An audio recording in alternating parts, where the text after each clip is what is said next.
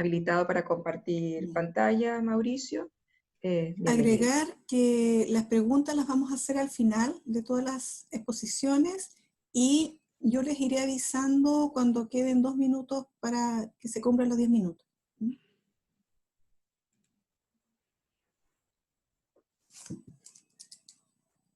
Ok, bueno, están viendo mi pantalla, supongo, ¿verdad? Sí, Mauricio. Bien, entonces yo les quiero contar un poco, compartir la experiencia que viví este semestre en mi asignatura de métodos cuantitativos. Les cuento un poco el contexto. La asignatura es una asignatura compleja porque los alumnos tienen que aprender a aplicar una serie de técnicas univariadas y multivariadas avanzadas, y para aplicar estas técnicas requieren el uso de un software estadístico especializado. Bien, ese software estadístico, el más sencillo para los alumnos, es el SPSS, está instalado en el laboratorio nuestro, pero no lo tienen en sus computadores, ¿verdad? Ni tenemos licencia para que lo utilicen en sus computadores. El software estadístico que yo ocupo como investigador es Stata, y ese software estadístico es un software caro, y tampoco lo tiene, o sea, no podíamos utilizarlo por un tema de licencia también. Entonces el desafío mío es, ¿qué hago? Bueno, la alternativa era usar R. R es un software gratuito, pero el problema que tengo con R, primero que es un poco más complejo, y segundo que R, yo hace tiempo que no uso R, o sea, desde que estaba en el doctorado, entonces tuve que actualizarme, incluso la plataforma donde se utiliza R ahora, que es RStudio, yo no la conocía porque en mi tiempo no se usaba esa plataforma. Entonces, prácticamente el desafío es que yo tenía que actualizarme, ponerme al día, y primero aprender yo para después enseñarle a los alumnos.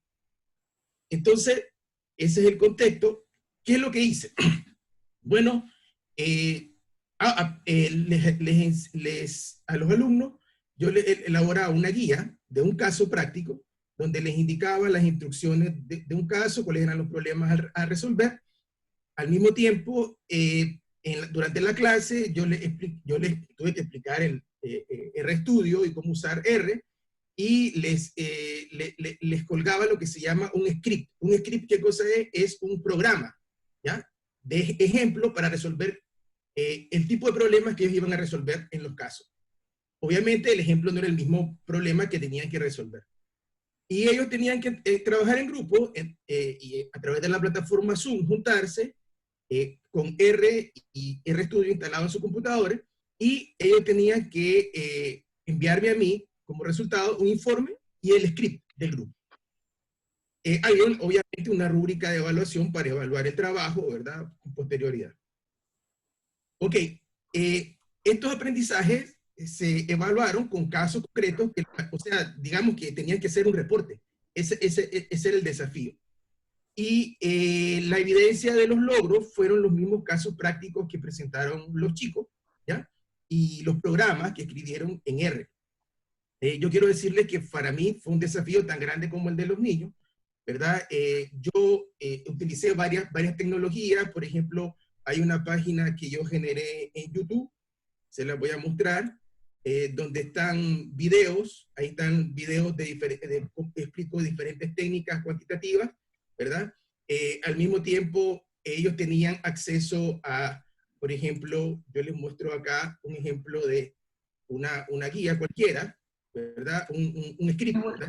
Como la sintaxis de... Un script. Entonces ahí está toda la sintaxis, cómo resolver el problema, ahí se van generando los gráficos. Esta plataforma es la que ellos aprendieron a manejar en el semestre. O sea, era difícil, porque si a mí me hubiera tocado esto hacer en la sala, hubiera sido más fácil, pero había que hacerlo en una plataforma Zoom, sin el contacto con los niños, y ellos aprendieron a hacer todo esto. Entonces les muestro ahora un poco lo que ellos hicieron en la práctica. Voy a mostrar la evidencia de un grupo cualquiera. Acá tomé como ejemplo el grupo de Yulisa. Entonces, esto lo hizo Yulisa, o sea, con su grupo, eran 3 alumnos, ¿verdad? Entonces, fíjense bien, ellos aprendieron a hacer, esta tabla de correlaciones está en formato APA, y confeccionada en R de tal manera que ya arroje la salida de formato APA. O sea, es algo que usualmente hacemos los investigadores, ¿verdad? Pero esto lo hicieron los alumnos, no, o sea, este no es un paper mío, esto lo hicieron los alumnos. este tipo de gráfico complejo donde tenemos correlaciones, distribuciones, diagrama de puntos con elipses de confianza y rectas de regresión. Esto lo hicieron los alumnos, ¿verdad? Este trabajo de ellos. Este mapa de correlaciones en forma de red, aplicado a un problema concreto que además está relacionado con una motivación social, porque tiene que ver con la construcción de un índice de desarrollo. Y aquí están las asociaciones de correlaciones. Cuando son rojas son negativas y cuando son azules son positivas. Esto lo hicieron los alumnos. Estas son las salidas, por ejemplo, del software para un análisis complejo de componentes principales. ¿Verdad? El gráfico de sedimentación de ese mismo análisis y el gráfico biplot de ese mismo análisis complejo. Este es el script, un pedacito de un script que hizo este grupo, ¿verdad? Y esto se complementaba con una evaluación en class marker, ¿verdad? Porque la evaluación grupal, o sea, en grupos de 3 alumnos, entre ellos ese trabajo se corregía, pero aparte de eso, había una prueba. Y esa prueba se hizo en ClassMaker. Yo me generé una base de datos de 143 preguntas, ¿verdad? Una base grande y con preguntas de selección múltiple para cada alumno individual. Eran diferentes las preguntas, de manera aleatoria, en diferente orden de respuesta y con un tiempo limitado para limitarles también que no se tuvieran tiempo de ayudarse. Y la cantidad de preguntas a resolver era mayor que el tiempo disponible, de tal manera que ellos tenían que ocuparse de responder las preguntas en un tiempo acotado. Entonces no tenía tiempo de ayudarle a otro porque el que respondía la máxima cantidad de preguntas correctas tenía el 7. O sea, aunque no iban a responderlas todas, pero sí había una nota de tal forma de que el que respondía el máximo correcta tenía el 7. Entonces esto también complementó el trabajo en R. Al final los resultados fueron bastante satisfactorios, o sea, aprendieron R. Y bueno, yo aprendí a usar RStudio, pues yo también me actualicé. Es decir, aprendimos todo. Esa fue la experiencia que tuve este semestre. Muchas gracias.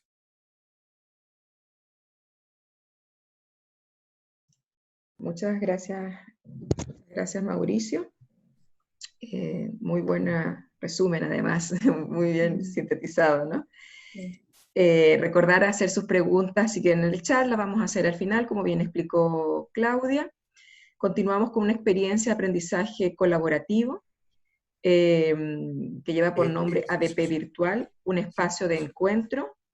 El equipo de trabajo es Karen Villegas, Elizabeth Rivera, Pamela Sepúlveda y Rodrigo González, quien expone en esta oportunidad. Hola, buenas. Buenos días, buenos días todavía. Buenos días todavía. Sí. Voy a compartirle la pantalla para la exposición.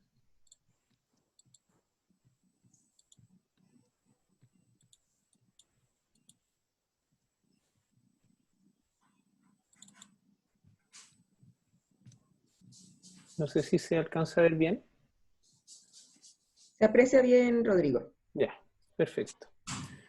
Les voy a comentar en esta instancia para la jornada nuestra experiencia que tuvimos en torno al ADP en un entorno virtual. Experiencia que se realizó en el marco de la asignatura del módulo integrado 1 de Introducción a la Kinesiología para la carrera de Kinesiología, en conjunto con las docentes Pamela Sepúlveda, Elizabeth Rivera y Karen Villegas.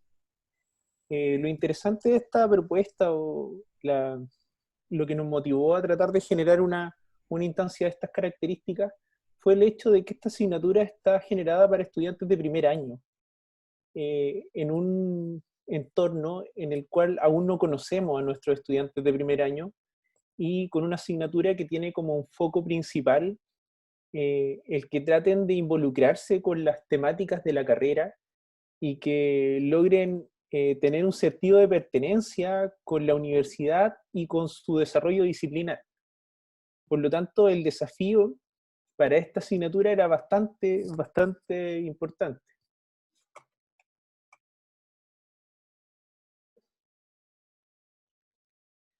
¿Cuáles eran los aprendizajes que nosotros quisimos implementar dentro de esta asignatura? Bueno, queríamos finalizar dentro de este ADP con una clase que permitiera cerrar el tema y aclarar los conceptos que íbamos a proponer.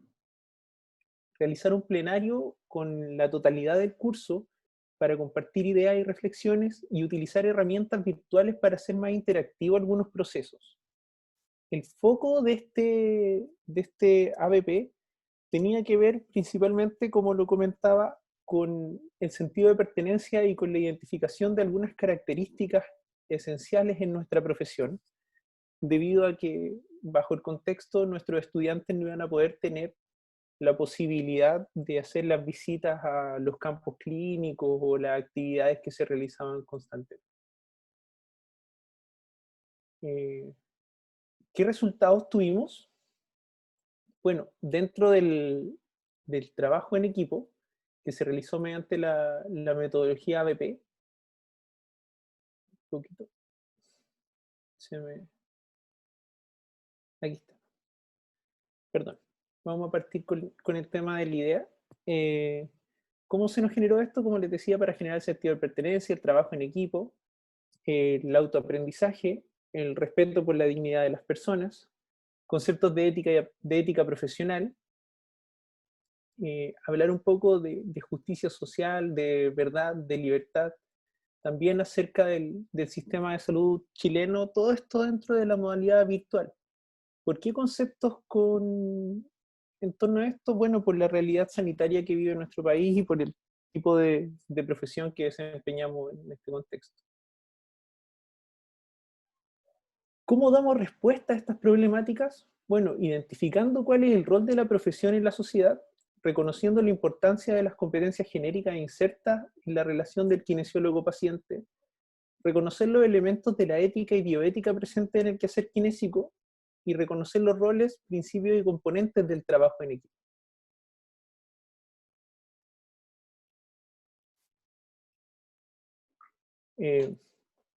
¿Cómo planificamos esta actividad? Primero, convocamos a un equipo que tuviera experiencia en bioética, en trabajo en equipo y sistema de salud. Planificamos la actividad y la elección para que de un caso que facilitara una discusión, y ojalá que fuera en el contexto actual. Planificamos también una didáctica a través de la realización de guía de estudios y guía de tutor para ABP. Nos dividimos en 4 grupos y generamos una pauta de evaluación de la actividad. ¿Cómo elegimos el caso? Bueno, si, como saben ustedes, en el contexto de la teleatención y este teletrabajo que se está realizando, el ámbito de la salud no ha estado ajeno, y algunas prestaciones que nosotros como profesionales jamás pensamos que se podían realizar de manera virtual, se están ejecutando. FONASA y el sistema de salud abrió la posibilidad de que se realizaran muchas de estas prestaciones en línea, generando un escenario muy complejo para la ejecución de nuestra profesión, y también que generó algunas problemáticas como esta que podemos ver aquí, que fue que algunos de nuestros colegas hicieron uso indebido de este tipo de servicio y empezaron a generar algunas actividades virtuales que también eran virtuales en cuanto a su ejecución. Entonces, esas problemáticas se las planteamos a los estudiantes y les mostramos cómo estos escenarios eran parte también de su quehacer profesional y cosas a las que tenían que enfrentarse una vez que iban a egresar. ¿Ya? ¿Cómo hicimos nuestra carta de navegación para poder implementar y llevar a los estudiantes de la mano en este cuestionamiento? Primero, generamos una guía de un tutor donde hicimos la introducción y les mostrábamos a los tutores cuál era el sistema que queríamos implementar, cómo iban a ser los resultados de aprendizaje que íbamos a tener, reconocer los principios éticos y identificar el marco legal del ejercicio profesional del sistema de salud, reconocer también cuál es el rol del kinesiólogo, algunas de las competencias genéricas que están declaradas por la facultad, reconocer los roles del trabajo en la consecución de objetivos, identificar aspectos del ejercicio del trabajo en dignidad de las personas, y reconocer también estrategias de autonomía para la consecución del autoaprendizaje.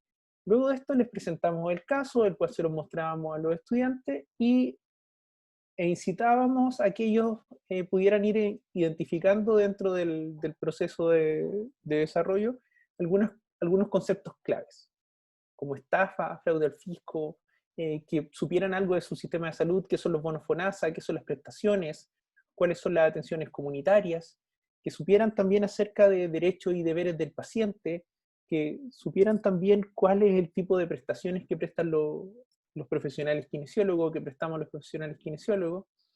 Además nos llevábamos a algunos problemas biopsicosociales, como las atenciones kinésicas, cuál es el stock de bonos que se pueden comprar, algunas problemáticas que son bien técnicas del desarrollo de nuestra profesión.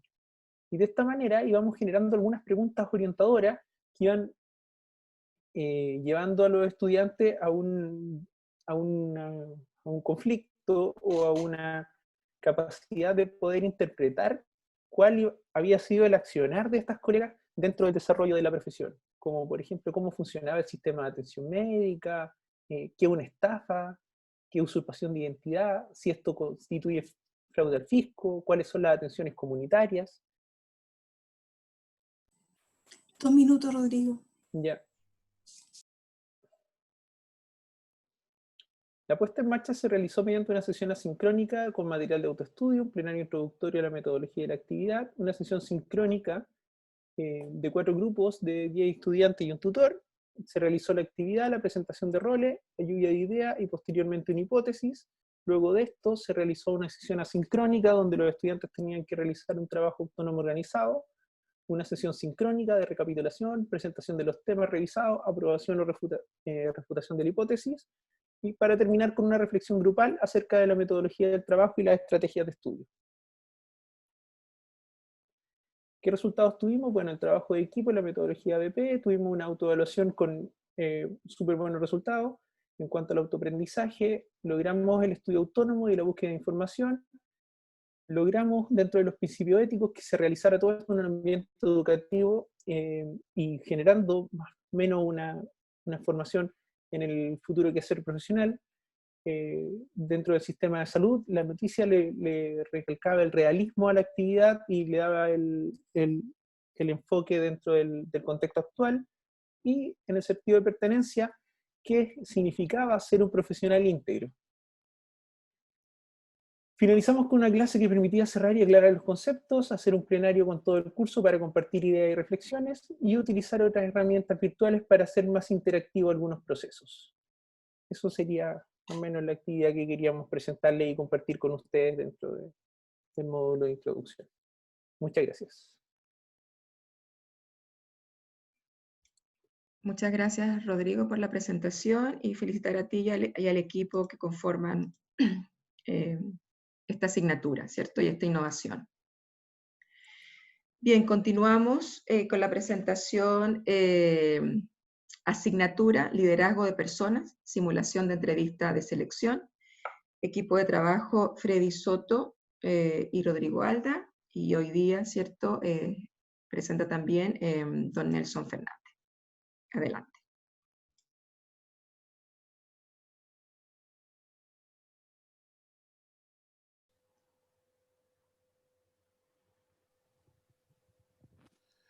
Gracias, Valeria, por la presentación. Lo primero, obviamente, es dar las excusas. Lamentablemente, imagino que algunos saben, el papá de Rodrigo falleció el día de ayer en la tarde, y obviamente no puede estar presente hoy día, así que me pidió que lo reemplazara, así que yo obviamente con mucho gusto lo voy a hacer. Aprovecho de presentar a Freddy, que está ahí dentro del público. Él es actor y es obviamente parte importante de la estructura de este curso, y que obviamente va a estar ahí disponible para efecto de que sea alguna pregunta para el final de la sesión. Y bueno, antes de empezar, pedirle a San BTR que se porte bien en los próximos 10 minutos, ¿sí? Bueno, este trabajo se desarrolló en la asignatura de liderazgo persona, que corresponde a la carrera de ingeniería comercial, ¿sí? Y es un curso de 8º semestre, y la presentación tiene que ver con esta implementación de una metodología de simulación en un entorno virtual, ¿cierto? Con el uso de plataforma Zoom.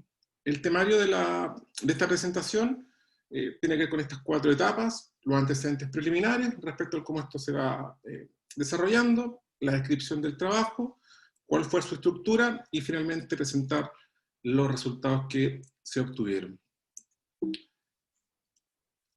Algunos antecedentes preliminares, bueno, hay claramente una serie de elementos que fueron tomados en consideración para efectos de este trabajo.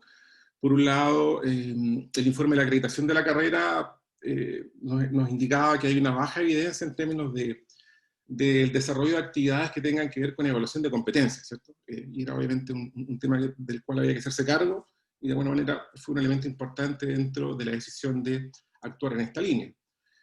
Por otro lado, nosotros generalmente cuando partimos con los cursos al inicio del semestre generamos algún tipo de ajuste de expectativa con los estudiantes y aprovechamos de recoger algunas ideas respecto a actividades prácticas que a ellos les gustaría desarrollar, y obviamente esto surgió, digamos, como bastante espontáneo y fue bien recibido, digamos, por los estudiantes cuando se desarrolló. Importante también plantear de que aquí hay un ejercicio previo, hay experiencias previas que vienen desarrollándose desde el 2017, hay el apoyo fundamental de la Oficina de Educación Médica, así que por ahí yo sé que andan personas del equipo, así que los agradecimientos respectivos en realidad, que nos han ido acompañando desinteresadamente en estos años en realidad. Y hemos avanzando bastante en la línea y eso obviamente nos tiene muy contentos. Y obviamente la idea era poder aumentar la cobertura ¿ya? En estos espacios, porque todo lo que se hizo entre el 2017 y 2019 fue bastante específico en realidad, ¿ya? Y la idea era poder ampliarlo ya a otros estudiantes. Además que esta idea del contexto online nos daba una oportunidad interesante para poder fortalecer esta lógica de simulación, y claramente lo que estábamos viviendo en términos de pandemia, crisis sanitaria y estallido social pueden ser, digamos, variables relevantes para efectos de darle una mayor realidad a este proceso de simulación.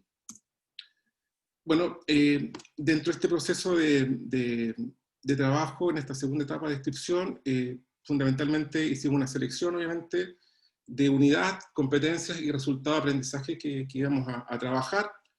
La unidad seleccionada tiene que ver con este proceso de reclutamiento y selección de personal, que es uno de los subsistemas dentro de todo lo que tiene que ver con recursos humanos, ¿cierto? Y que involucra obviamente el poder conocer la empresa, sus diferentes procesos, y obviamente también un conocimiento del entorno, que siempre está presentando desafíos para las organizaciones. Por otro lado, seleccionamos 3 competencias genéricas del proyecto educativo, y que son trabajo en equipo, respecto por la línea de las personas y comunicación.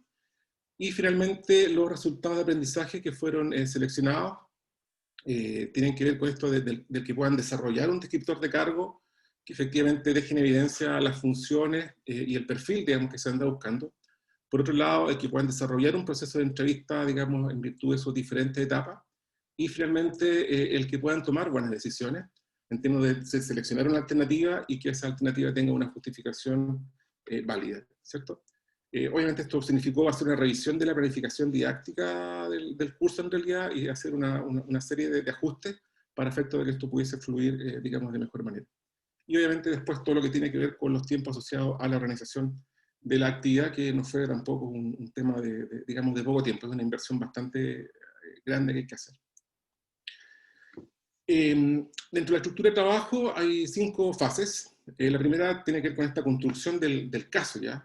Porque esto es un caso que se fue desarrollando y se fue levantando en virtud de una serie digamos, de antecedentes, en virtud de contextos y necesidades que se iban, digamos, requiriendo. Aquí, digamos, se crea una empresa ficticia que es Consumnorte Limitada, y se le entrega un informe a los estudiantes donde aparecen todas estas características asociadas a la misión, visión, objetivos estratégicos, cultura, y los desafíos que el entorno le estaba planteando a la organización.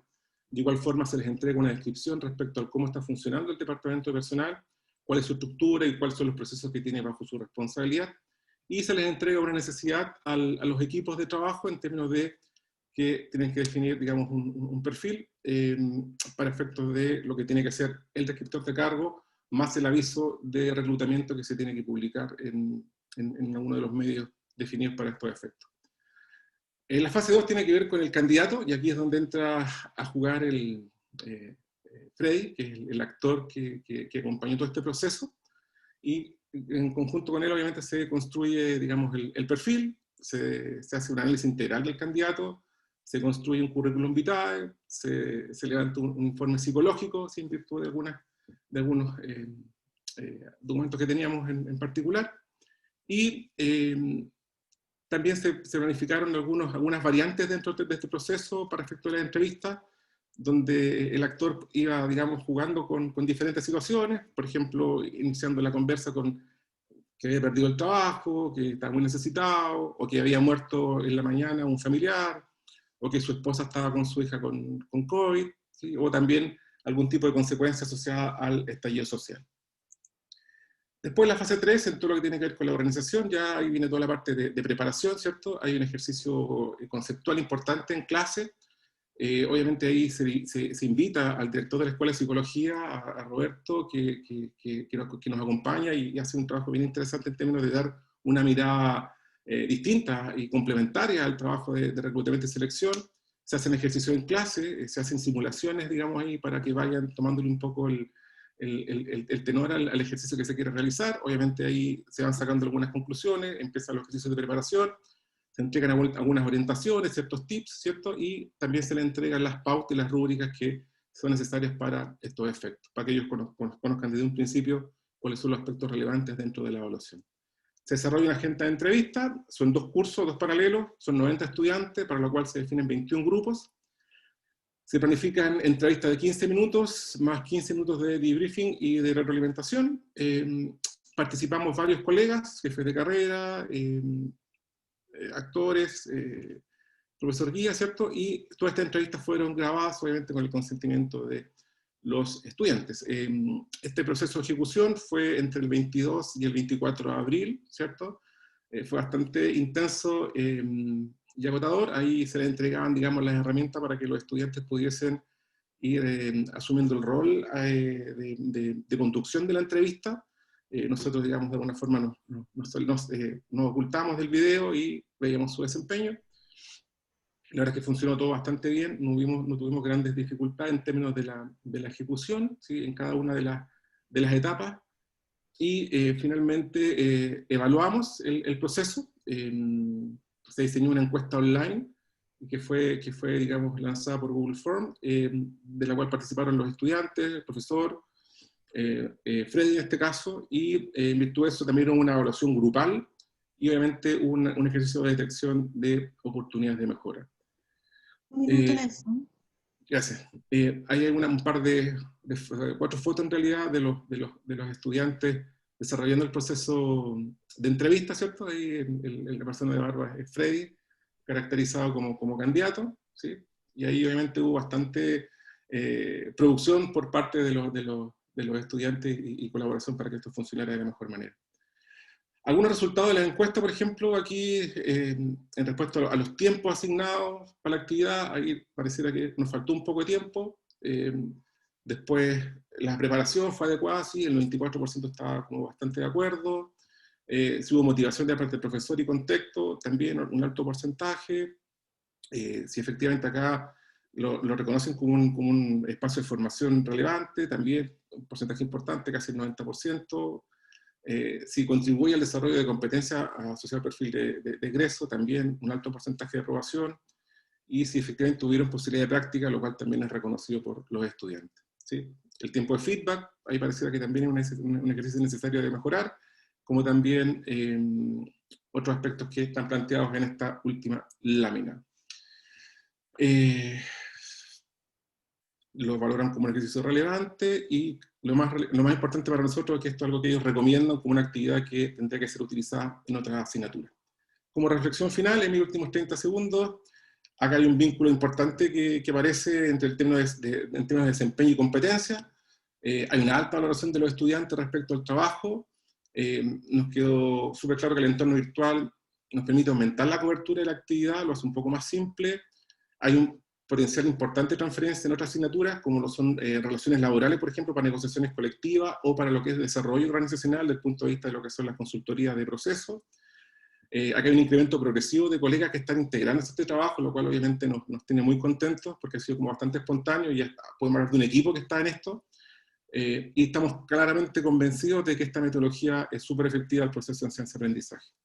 Dentro de las oportunidades de mejora, tenemos que reformular el programa de estudio, así que va a ser un cambio menor en el plan actual. Tenemos que aumentar los tiempos de entrevista y de debriefing, eso es algo que ya nos quedó súper claro. Tenemos que entregar las pautas y las rúbricas con una mayor antelación, probablemente no fue oportuno. Importante acá disponer de un presupuesto estable, porque en este momento no lo tenemos y tenemos que estar, digamos, buscando. Relevante igual poder buscar un mayor número de actores para poder involucrar en todo este proceso, y claramente tenemos que, como equipo, ir fortaleciéndonos aún más en términos de las competencias necesarias para poder desarrollar de mejor manera esta actividad. Eso. Muchas gracias.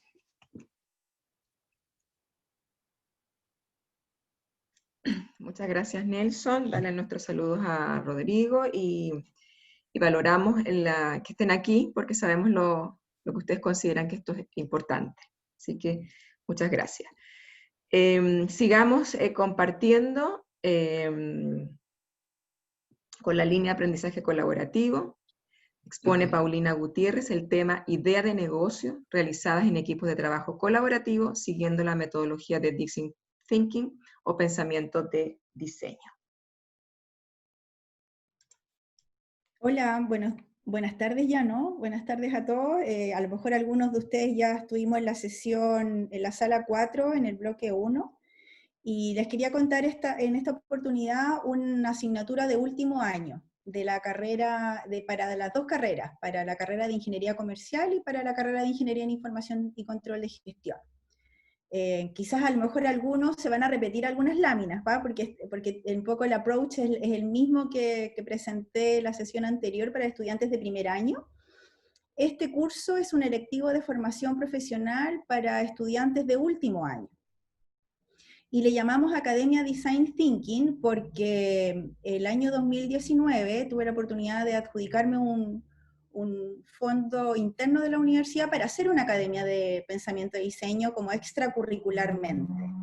Y esta academia quedó un poco truncada por la crisis social, ¿no es cierto? Y todo ese semestre un poco difícil que tuvimos. Así que decidimos como equipo docente ver la posibilidad de ofrecerlo como un electivo de formación profesional para los estudiantes de último año de ambas carreras. Y por lo tanto ellos asumieron este rol de pensadores del diseño, donde les dijimos que ellos iban a ser estudiantes autónomos, ¿no es cierto? Y por lo tanto no todas las reglas y todos los elementos los iban a tener a priori, que tenían que ser muy activos en su aprendizaje, y por lo tanto tenían que también considerar mucho el feedback o la retroalimentación para poder avanzar en esta academia. Yo les voy a contar un poco por qué nos inspiramos. Nos inspiramos porque creemos que la universidad hoy día, la universidad del siglo XXI tiene que aprovechar las aulas y todo el capital intelectual que tienen nuestros estudiantes para resolver de manera práctica problemas que nos aquejan, problemas de la sociedad. Y en ese sentido creo que la academia logró que los estudiantes desarrollaran ciertas competencias del siglo XXI. Nosotros les dijimos a los estudiantes que ellos iban a desarrollar en esta academia esta trilogía, ¿no es cierto?, de saberes respecto de la competencia. Yo creo que es súper valioso explicarle a los estudiantes qué es una competencia, porque a veces uno les dice, vamos a evaluarlos bajo competencia, pero ellos en realidad no saben qué es lo que es una competencia. Y cuando uno les enseña un poco que la competencia es una trilogía de saberes, ellos van de alguna manera entendiendo el porqué de las cosas.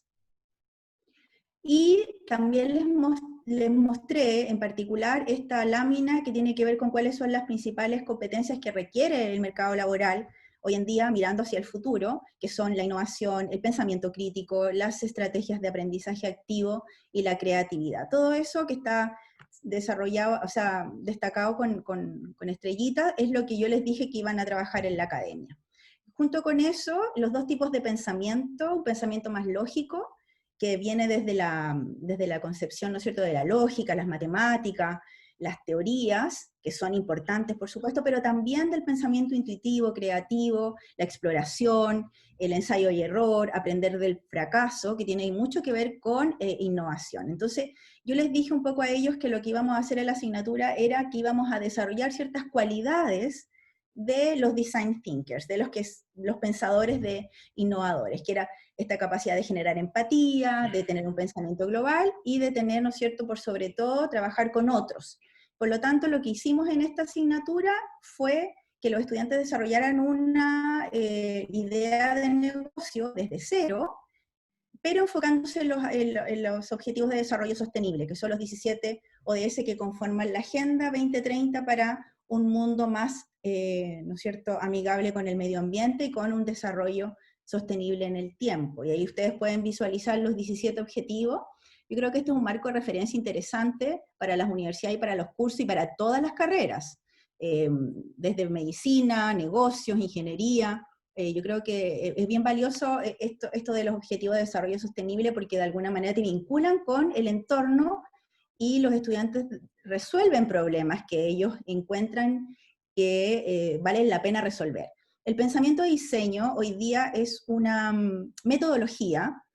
De hecho, en realidad no hay una sola mirada de lo que es el pensamiento de diseño. Puede ser conceptos básicos, puede ser un proceso, puede ser una metodología, pero de todas maneras es una herramienta muy valiosa para desarrollar proyectos de innovación. Eso sí, para desarrollar proyectos de innovación el pensamiento de diseño es fundamental y tiene 3 etapas fundamentales. La primera es identificar un problema que vale la pena resolver, un problema que existe. De hecho, cuando uno enseña emprendimiento, uno le dice al emprendedor que tiene que enamorarse más del problema que de la solución, porque el problema es lo que le va a dar vida a ese emprendimiento. Luego viene la etapa de idear, es decir, de creación, de si los estudiantes deciden, ¿no es cierto?, que falta un alimento nutritivo para los niños, ¿no es cierto?, más vulnerables. Bueno, qué tipo de elementos tiene ese alimento, quién lo va a comprar, quiénes son los usuarios, etc.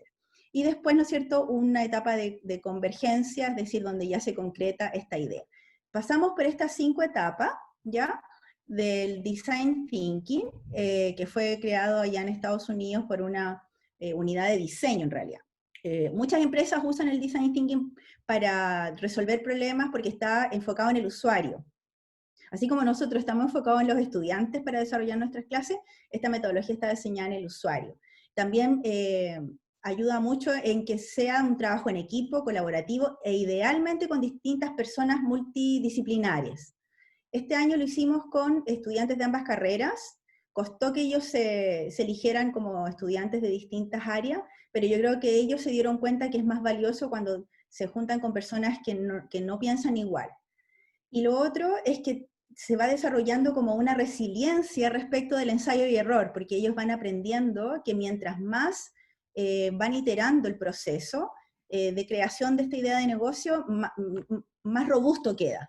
Por lo tanto, la reflexión, el feedback es súper importante. Yo creo que es uno de los mayores desafíos porque un profesor con 60 estudiantes es difícil hacer un feedback profundo, pero tratamos con María Fernanda Rocco, que fue mi ayudante y que fue realmente un gran aporte en esta asignatura, hacer mucho feedback de las entregas de los estudiantes, y también invitamos a profesores externos, tanto de la universidad como profesores de otras áreas, que nos pudieran dar feedback de los proyectos de los estudiantes.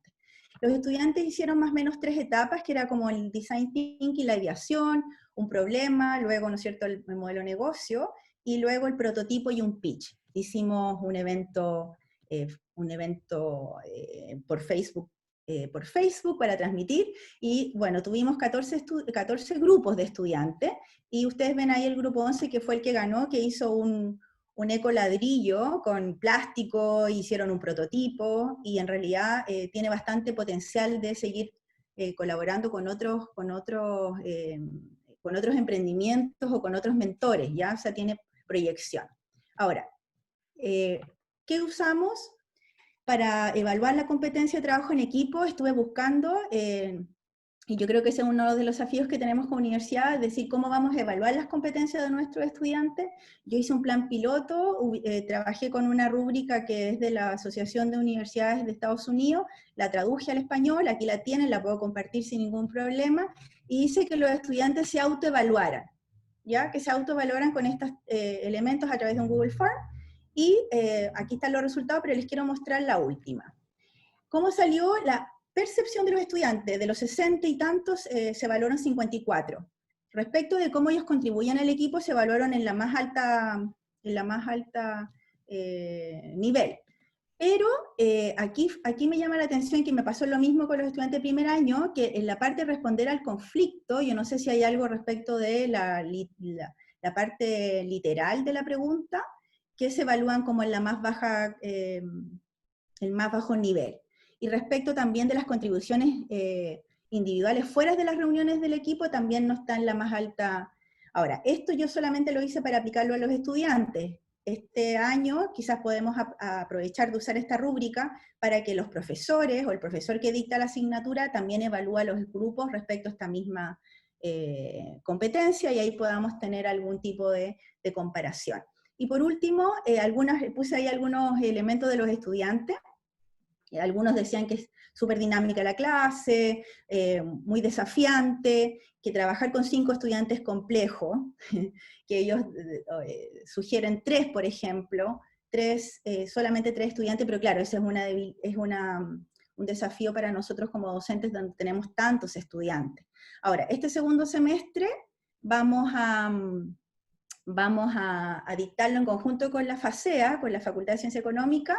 Les dimos unos cupos para que ellos puedan trabajar con nosotros, así que va a ser una experiencia bien interesante ver cómo los estudiantes de Antofagasta y Coquimbo pueden hacer grupos de trabajo y trabajar con esta metodología de la Academia de Design Thinking, que antes era extracurricular y ahora la hicimos curricular. Así que esperemos volver a retomar ese fondo de desarrollo universitario para poder terminarlo.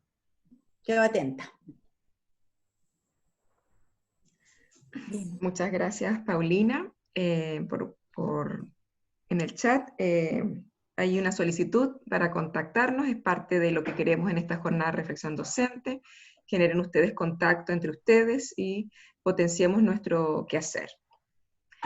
Bien, continuando con la línea de uso de TICs, comparte Cristina Manzaneda una experiencia del uso de plataformas virtuales para la enseñanza no presencial. Gracias. ¿Todos ven la pantalla? ¿Se ve claro? Sí. Sí. Entonces, quiero contarles, nosotros trabajamos en conjunto con el profesor Mario Sala, Michelle Molina, Tomás Ayla, del Departamento de Matemática, y nosotros trabajamos, el año pasado propusimos y adjudicamos un proyecto BRA para el uso de plataformas virtuales. Nunca imaginamos que nosotros necesitáramos usar esto luego, atendiendo esta emergencia sanitaria. Entonces el título del proyecto, el que nosotros habíamos estado pensando en trabajar, plataformas virtuales para los cursos de matemática, en el marco de Proyecto de Ingeniería 2030, la investigación de la enseñanza de las ciencias. Esto estaba pensado en su primera etapa, trabajar con los cursos, con los mechones de ingeniería, la gran cantidad de estudiantes que ingresan a las ingenierías de base científica a plan común, los cursos de álgebra 1 y cálculo 1. Entonces, ¿cuál ha sido nuestra motivación para ver, y estoy hablando del año pasado, a fin de año, la necesidad de usar herramientas virtuales, plataformas virtuales para la enseñanza de matemáticas en las ingenierías? Aquí está, la gran cantidad de estudiantes con la que nosotros trabajamos, la falta de herramientas de medición del aprendizaje, porque todos sabemos que un estudiante que aprueba las pruebas de cátedra escritas no es garantía alguna de que él haya asimilado o aprendido el contenido. ¿Bien? Y eso influye directamente en la tasa de retención de segundo y tercer año. Entonces, luego está la falta de trabajo autónomo del estudiante, ¿cierto? El uso de información virtual informal. Entonces, En cuanto a estudiantes, la poca motivación. Si el estudiante no entiende en clase y luego tiene que prepararse aceleradamente para una evaluación escrita, entonces eso provoca deserción, poca motivación, etc. Y mucho de lo que recogimos en clase, en nuestra experiencia docente, en la modalidad presencial normal, los estudiantes nos manifestaron falta de ejemplos aplicados, contextualizados. En palabras de ellos, no veo aquí algo que me vaya a servir en mi perfil de carrera. Bien. Eso es lo que teníamos pensado hacer, pero vino la pandemia y tuvimos que reformular el proyecto inmediatamente para responder a las necesidades que estaban en ese momento. ¿Qué hicimos en el primer semestre?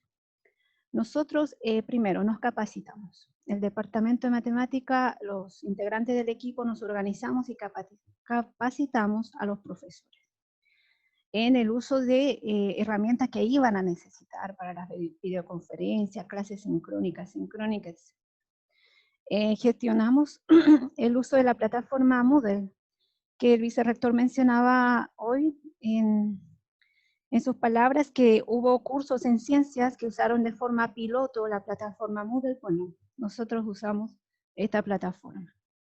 Se gestionaron las tabletas digitales para los profesores porque enseñar matemática es un poco complejo, y más para un grupo de profesores que no estaba preparado, al igual que muchos, y no tenía su material digitalizado. Entonces, nosotros siempre interactuamos con el alumno resolviendo, y era esencial contar con una pizarra virtual. Eso se reemplazó por unas tabletas digitales y algunos programas que nos permitieron hacer gráficas, etc. Hacer lo mejor posible, digamos, en la clase sincrónica. Se creó un canal de YouTube donde nosotros pusimos material hecho por los profesores para los estudiantes, donde explicamos detalladamente y con palabras sencillas algunos ejercicios, conceptos, etc., para que los estudiantes no buscaran tanto en fuentes externas que a veces no se alinean con lo que nosotros enseñamos.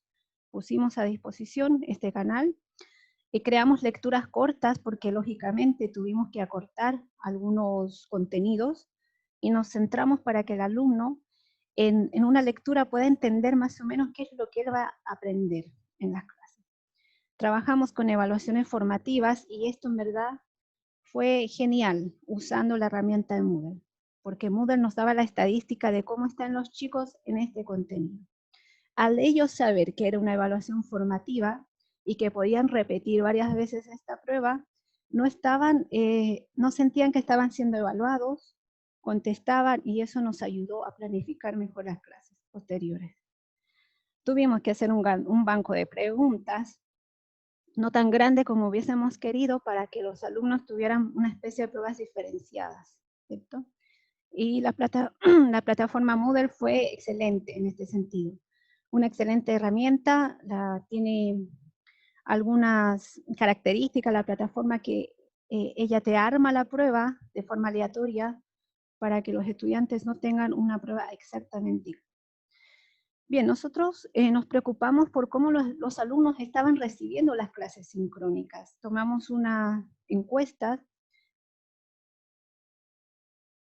y una de ellas presenta aquí. Entre las preguntas dice, ¿escuchas con claridad a tu profesor? La mayoría dijo que sí.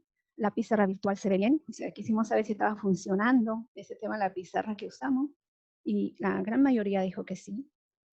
Y preguntamos cómo en general el alumno percibe la videoconferencia. Bueno, la mayoría dijeron no hay problemas, pero muchos, una cantidad no menor, dijeron que tenían problemas de conexión, que ellos tenían problemas. Entonces, eso es algo, digamos, que escapaba de nuestro control, pero recogimos esa información y la entregamos al director. Otra cosa que hicimos en el semestre es realizar, para generar una nota, evaluaciones semanales.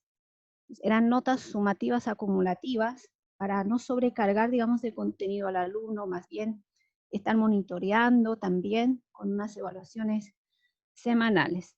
Pero también quisimos recoger la opinión de ellos.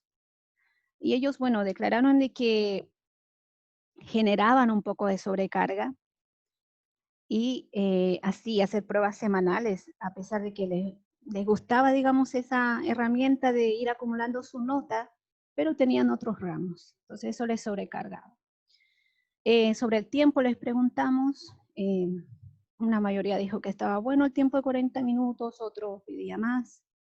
Las preguntas que hicimos de selección múltiple, preguntamos si le ayudaba a saber lo que aprendió y lo que debe mejorar, 100% dijo que sí. Y además, le preguntamos al alumno si considera que las preguntas estaban relacionadas con las clases del profesor. La gran mayoría dijo que sí, y dejamos una pregunta abierta donde ellos pudieron expresarse, y cada profesor estudió estas respuestas para ir conversando. Y bueno, de acuerdo a este recogido de, digamos, de opiniones de los alumnos, decidimos el próximo semestre no realizar pruebas semánticas. Bien, aspectos negativos de la experiencia. Algo que escapa totalmente de nuestro control, la interrupción de clases, el paro que hubo. Las limitaciones de evaluación en línea, o sea, por más que yo tenga un banco de preguntas extraordinario, eso no es garantía de que el alumno no haga copia o no busque, digamos, alguien que le corrija o le resuelva la prueba. Estamos totalmente limitados en ese sentido. Necesitamos más herramientas. La poca interacción en clases sincrónicas. Los niños no ponen la cámara. Y por tanto, les puedo decir que, por ejemplo, en mi curso yo no conozco a todos mis alumnos. No, por nombre sí. Algunos ponían las siglas nada más. Planes de mejora para el próximo semestre y semestres posteriores. Nosotros queremos trabajar en el input de su proceso de aprendizaje. Vamos a realizar este semestre videos animados 3D para los conceptos principales de Cálculo 2 y Álgebra 2. Actividades lúdicas de repaso. Moodle, la nueva plataforma, permite y tiene una herramienta que se llama H5P, permite realizar actividades de retroalimentación, donde el profesor automáticamente tiene la estadística y ve quiénes participaron, cuánto tiempo, dónde se equivocaron más. Cuestionarios de distintos grados de dificultad nos vamos a crear. Y bueno, esto en cuanto a los cuestionarios es el gran desafío que tenemos, la evaluación. Aún estamos trabajando en eso. Y algo que aspiramos de verdad, ojalá en todos los cursos que impartamos en matemática para ingeniería, realizar videos con ejemplos contextualizados, aplicados. Entonces ese es un desafío que vamos a requerir quizá el apoyo de colegas de ingeniería que nos ayuden a contextualizar.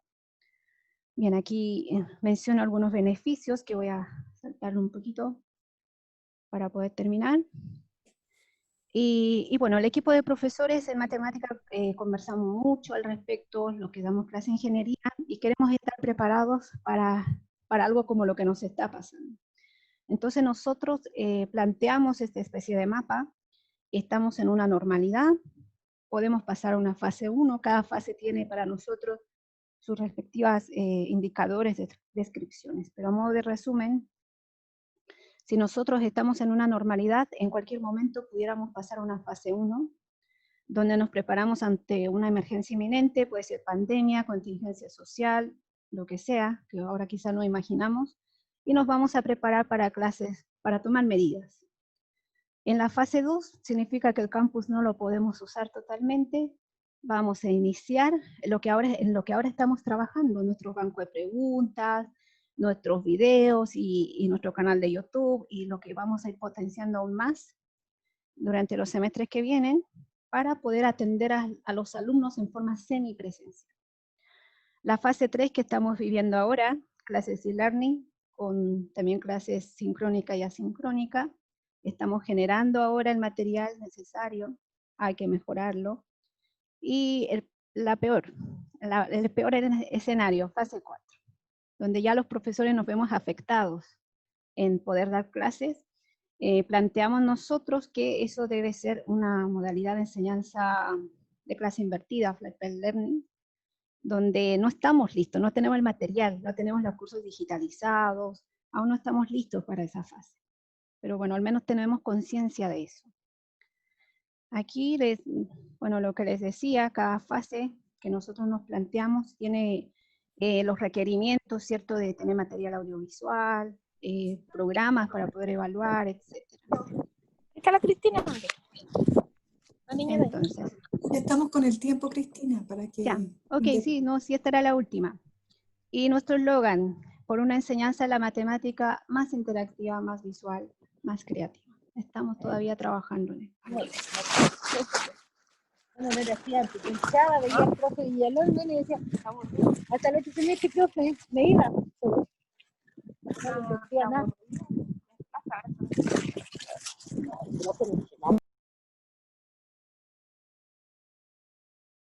Bien, gracias Cristina. Puedes, si quieres, dejar de compartir, muchas gracias, la pantalla.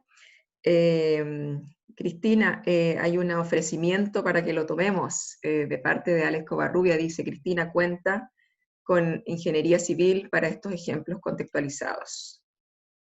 Muchas gracias. Vamos a contactarlo de seguro. Exacto, para que se contacten entre ustedes, ¿no? Ahí. Bueno, excelente trabajo y eslogan, Cristina, nos dice Katy Dorador. La verdad, estamos llenos de felicitaciones, a los cuales, por cierto, me sumo, y tenemos pocas preguntas, ¿ah? Pero, ¿qué les parece si le preguntamos a don Freddy Soto, quien fue un actor, literalmente actor, en una metodología didáctica, nos pueda compartir su experiencia, ¿cierto?, en este proceso de aprendizaje en una situación simulada. Hola, buenas tardes a todos, a todas. Bueno, el trabajo que nosotros realizamos resultó súper interesante de varias perspectivas. Yo siento que el trabajo, los alumnos y alumnas, se toman muy en serio el trabajo de la simulación, porque crean todo un ambiente de que que se dé bien este trabajo. Por otra parte, el proceso que nosotros hacemos con Rodrigo hay un sistema teatral que se llama el análisis tridimensional de un personaje, donde nosotros creamos un personaje teniendo la parte psicológica, la parte social, ¿ya? Vamos creando este personaje con las características que le queremos dar. Y ahí empieza mi trabajo, que es representar lo que de alguna forma me pide Rodrigo en el personaje, que pueden tener bastantes características diferentes, que son personas que van a buscar pega que tienen diferente disposición, personas arrogantes, personas sumisas. Entonces, desde ese punto de vista, ha sido como súper interesante el trabajo, y este último trabajo que hicimos fue muy interesante porque, bueno, yo creo que hay una cosa muy importante. Antes nosotros abarcábamos, no sé, a 10 personas, 15 personas, y en esta oportunidad que lo hicimos vía Zoom, pudimos alcanzar, no sé, 80 personas, si no me equivoco, Nelson, más o menos, si es que no más. Entonces, ¿cómo? 90. 90. Claro, llegamos a 90 personas que todos ellos pudieron hacer la entrevista, ¿ya? Entonces fue súper interesante este caso, las reacciones que toman ellos, cómo sucede todo esto y cómo se va transformando de alguna forma en una cosa súper vivencial y como súper real, ¿ya? Se logra entrar en el clima de la realidad. Yo en ese momento también hago algunas cosas que son improvisadas, entonces ellos quedan como ahí, ese momento, me recuerdo un momento que me puse a llorar porque mi esposa y mi hija tenían coronavirus, entonces ellos quedaron así como mudos, como asumiendo como todo esto, como wow. Entonces fue como toda una experiencia bien, bien rica y bueno, la encuesta también lo avala un poco de que ellos también se sintieron bien con esta forma. Eso, no sé si me quieren hacer alguna pregunta. Perfecto, muchas gracias por compartir, interesante. Bien, si no hay muchas preguntas, instarlos a continuar, ¿cierto? En esto, y los aprendizajes que vayan quedando, como dice nuestra jornada, capitalizarlos y utilizarlos. Muy bueno el análisis que nos hizo la profesora de matemáticas ahí al final, ¿cierto? En todos los escenarios. Estoy recordándoles por chat, invitarlo a nuestra a nuestro cierre, perdón, luego de esta segunda jornada de ponencias, ¿sí? A que nos encontremos en la actividad de cierre final de esta actividad. Y también queremos compartir con ustedes, puedan ahora o al cierre de la actividad, poder completar una encuesta de satisfacción de la actividad, todas sus observaciones y comentarios. Por cierto, mejorarán nuestro trabajo para generar espacios como este. El enlace seguramente ya estará encendido, pero alcanzamos un par de minutos si alguien tiene que hacerse una agüita o algo antes de encontrarnos. Ya nos encontramos a las 12:50 de manera exacta en la actividad de cierre. Un fuerte aplauso y abrazo a todos quienes han compartido esta sesión. ¿Sí?